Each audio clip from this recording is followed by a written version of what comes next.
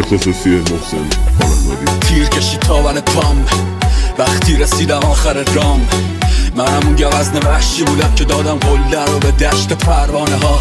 سرما چشام خیس کرده صدام میزنه گرما، نگاه میکنم پرواز عجیب پروانه ها رو، بی خبر از این که گرما شکار بود توی مه. وقتی که مرد میدم یه دختر که گل می آورد و دیدم اومد با خنده به سمت من، اما یه مرتبه یه گلوله خورد تو سینم. خون زده از تو شانه رام، فهمیدم سقوط آخر رام.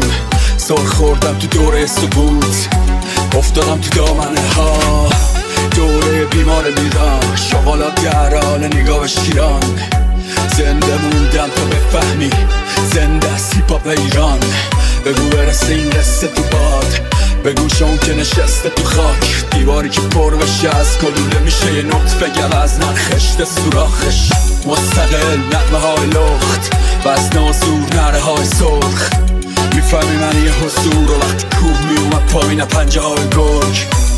اگه شرور بودی عملا میفهمیدی چی میگم، ما زور بودی عملا که هر نفس یعنی حضور، با هر قدم رو به صبور.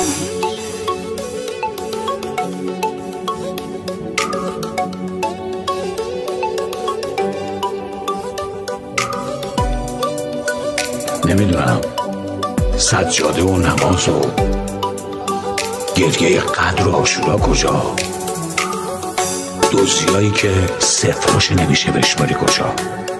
به گریه گفتن یه نصیحت گوش کن، اینقدر گوسفندای مردم نخور، اونا مال بچه یتیماست و بیوه ها و پیر زنا.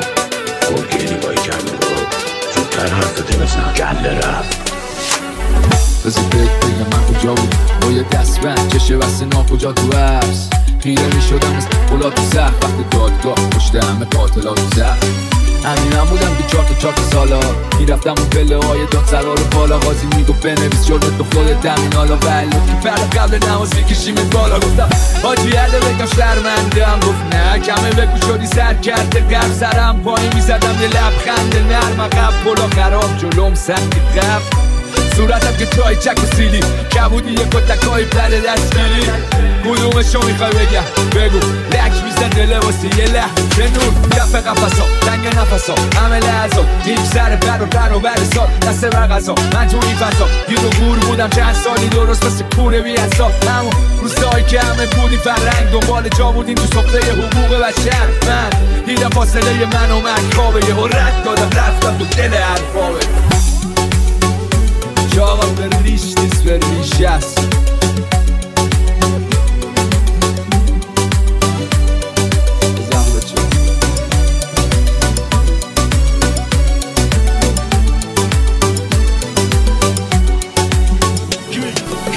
کی میگه شبمون ستاره این نداره، تو آسمون آسفالت ده سیگار شهابه.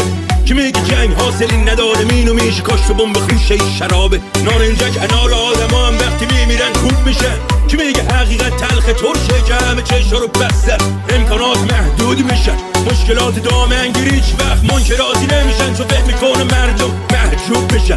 کی میگه اجاب جلو تعرض میگیره، تانکایی که هیچ وقت نقیم نمیشن. تعرض کردن به سوریه زامن و مالی، سرباز جنبه چاپ با اسبان دیکتاتوری همسایه. تازه دو چاپید خون شاهد پاچید تو صورت مسئله، همه رادیکال شدن و جنگ داعش و سایل. فردای من خیلی وقته که گذشته ازش، آب شد و ریخت توی گونه های من مثل دونه های برف. مهم نیست چی میشه بعدش، این مهمه که هنوز زنده.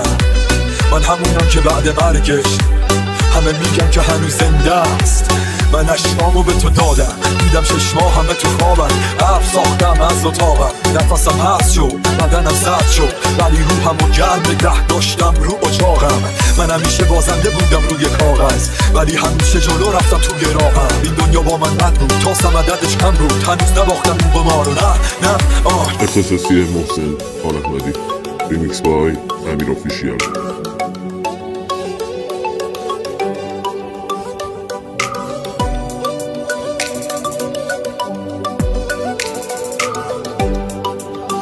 زندگی این نیست که ما میکنیم. زندگی اینه که بری رستوران غذایی که دوست داری رو بخوری، نه اینکه منوش اومد دست میذاری رو غذا قیمتش رو ببینی یه وقت پولت نظر بالاتر. اینو میگم، حرف من اینه. زندگی اینه. زندگی یعنی بری خرید ولی نترسی. زندگی رو بری سفر ولی دلت نلرزه، عشق حال کنی، دو تا چارده نکنی، چرت که نندازی. بابا مگه همه چیز پوله؟ کدوم باشوری گفته پول نیست؟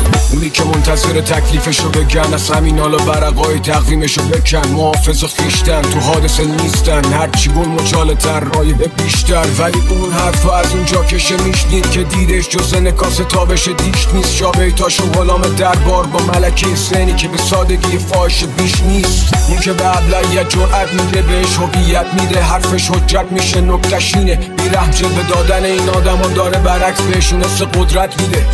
حریم اعتراض پارشو دلنن چوی ده واقعیت واقعشو بلدن. اونی که جیغ تو میکشه ته تو ببینه دیگه لزومی نداره جلو لب تو بگیره. میترسم مینویسم عذابش نمون، چرا داد بزنم وقتی شعر حالش معلومه. اون که سلاحش قلم و سازش زبونه، میدونه حتی یه فاتح با یه کارش تمومه.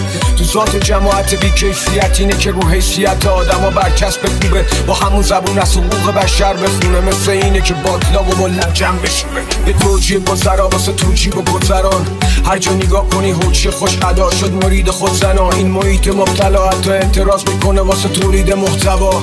نصف مخاطبا روخان نماز صبح شبا جفت با هوا. همه کی محوه منظره موزه کرد که بیشتر از این درخت موز بکنه بود شکنه.